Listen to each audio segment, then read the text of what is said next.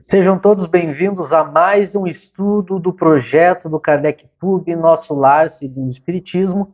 Nós estamos na introdução do projeto, na segunda parte, tratando do conhecimento, da crítica, dos critérios para ser um bom crítico. A gente já viu vários trechos de textos de Kardec falando sobre o assunto, deixando muito claro que a base fundamental para uma boa crítica é o conhecimento sério e profundo daquilo que a gente deseja criticar. Bom, uma vez que a questão se dá pelo ponto central do conhecimento, do estudo, vamos agora ver um texto onde Kardec vai nos ensinar como se estuda uma teoria, em particular, como se estuda o Espiritismo. A gente já falou várias vezes em diversos lugares que Kardec teve uma preocupação não somente de apresentar o Espiritismo, nos deixar a teoria espírita, mas ele teve a preocupação também de como nós iríamos aprender, estudar essa teoria. Às vezes, na história do pensamento humano, e muitas vezes, grandes teóricos de qualquer teoria e de qualquer ciência ou filosofia, eles não estavam preocupados no estudo e no entendimento, no conhecimento da sua teoria. Eles apenas deixavam a sua teoria, a sua boa e bela teoria, mas a questão do estudo dessa teoria ficava a cargo de outras pessoas tratarem disso. Kardec não. Kardec é tão completo, Kardec é tão grandioso que ele também se preocupou em nos deixar ensinamentos de como estudar o Espiritismo, como melhor estudar o Espiritismo. E por uma razão muito lógica, quanto melhor a gente estuda uma teoria, melhor a gente pode praticar essa teoria, usufruir essa teoria. Então faz todo sentido a gente também estudar como estudar o Espiritismo.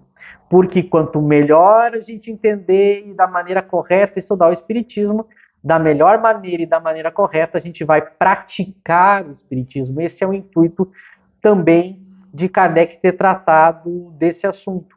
Porque se eu pegar uma boa e excelente teoria e estudá-la da maneira errada, eu posso ter enganos e equívocos na prática e nos resultados. Ou eu posso ter um entendimento ruim e tirar pouco do que aquela teoria tem para me oferecer. Por isso é muito importante a gente também saber estudar bem uma teoria, estudar bem, no caso, o Espiritismo. E a gente tem diversos textos e belíssimos, importantes textos que Kardec nos deixou sobre isso. Às vezes nós vemos pessoas tratando do assunto do estudo do Espiritismo e elas colocam outras propostas e não a de Kardec, que nos deixou esse assunto também, para que a gente tivesse até mesmo um respaldo de como estudar a teoria que ele mesmo desenvolveu. Então, a própria pessoa que desenvolveu a teoria também nos deixou ensinamentos de como melhor estudar essa teoria. Kardec é muito completo, é muito rico, e a gente tem que aprender com ele. A gente tem analisado diversas propostas de como estudar o Espiritismo e nenhuma até agora que a gente conheceu é melhor que a de Kardec. Então a gente tem que ficar com a dele, aprender com ele e estudar o Espiritismo como ele nos ensina, como ele nos deixou os ensinamentos. Então é muito importante que a gente conheça esses textos, que a gente reflita sobre eles, porque isso vai enriquecer o nosso entendimento do Espiritismo e vai também enriquecer a nossa capacidade de fazer análise crítica. E é interessante porque esse conhecimento que Kardec nos dá de como estudar o Espiritismo, ele pode ser aplicado para qualquer ciência. Se eu usar os critérios de Kardec para aprender qualquer outra ciência, além do próprio Espiritismo, os conselhos que ele dá servem também para ver como ele é profundo, como ele é abrangente, como ele consegue ser completo. E como a gente já disse, as pessoas ignoram isso. As pessoas muitas vezes preferem ficar com maneiras menos eficazes ou ruins de aprender Espiritismo e ignora o próprio conselho do mestre, aquele que melhor entendeu e ensinou o Espiritismo. Então, a gente vai ler agora, nós vamos entrar agora na fase final desta segunda parte da introdução. Depois que a gente lê todo esse texto, a gente vai partir para a terceira parte da introdução. E aí, o que a gente vai estudar agora é um texto que se encontra na introdução ao estudo da doutrina espírita, que está no Livro dos Espíritos. É interessante porque Kardec abre o Livro dos Espíritos com uma introdução, e não é uma introdução ao Livro dos Espíritos. Muitas pessoas às vezes não percebem isso, mas a introdução que abre o Livro dos Espíritos, o próprio nome Kardec já deu, é uma introdução ao estudo da doutrina espírita. Então vejam que o primeiro assunto que Kardec tratou na história do Espiritismo foi o estudo do Espiritismo. Antes mesmo de apresentar o Espiritismo, ele se preocupou com o estudo do Espiritismo por uma questão muito lógica que a gente já explicou, porque se eu estudar mal, de nada ou pouco vai me servir aquela teoria, por isso a preocupação inicial dele.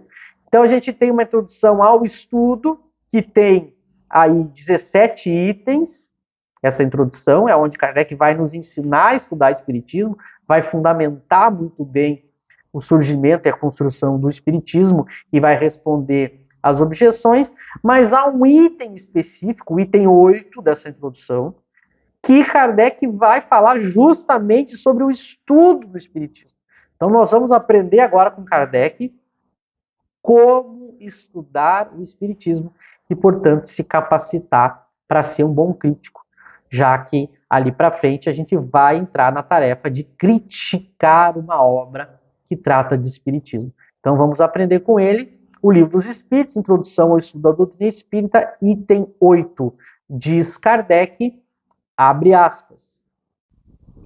Acrescentemos que o estudo de uma doutrina, qual a doutrina espírita, que nos lança de súbito numa ordem de coisas tão nova quão grande, só pode ser feito com utilidade por homens sérios, perseverantes, livres de prevenções e animados de firme e sincera vontade de chegar a um resultado. Não sabemos como dar esses qualificativos aos que julgam a priori, levianamente, sem tudo ter visto, que não imprimem aos seus estudos a continuidade, a regularidade, o recolhimento indispensáveis. Ainda menos saberíamos dá-los a alguns que, para não decaírem da reputação de homens de espírito, se afadigam por achar um lado burlesco nas coisas mais verdadeiras, ou tidas como tais por pessoas cujo saber, caráter e convicções lhe dão direito à consideração de quem quer que se preze de bem educado.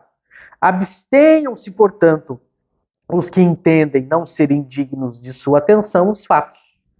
Ninguém pensa em lhes violentar a crença. Concordem, porém, em respeitar a dos outros. Como sempre, textos de Kardec, quando Kardec fala, quando um espírito dessa magnitude fala, a gente tem que parar e tem que ouvir. Porque sempre vai sair da fala de Kardec algo grandioso, profundo, sério, algo fantástico, devido ao tamanho e à importância desse espírito. Então, novamente, a gente vai ver que ele já abre esse item 8, deixando claro que ele está falando sobre o estudo, como a gente havia dito, mas tecendo excelentes e profundas reflexões sobre a questão do estudo. Notem que ele diz que o estudo da doutrina espírita nos lança numa ordem de coisas nova e grande. Então, essa primeira informação é muito importante. O espiritismo é uma teoria nova, uma ciência nova, e, portanto, ela necessita de um estudo próprio, de um desenvolvimento próprio, porque ela é nova.